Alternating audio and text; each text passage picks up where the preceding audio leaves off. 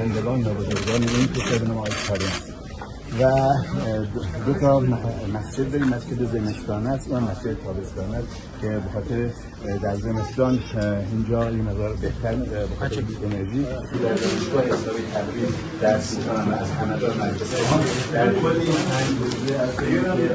روزنامه دستی بعد در روز تقریبا بین 400 تا 500 تا گردشگر خارجی از کشورهای مختلف و اینا رو می‌خرن و به عنوان سعید کشور خودشون می‌برن.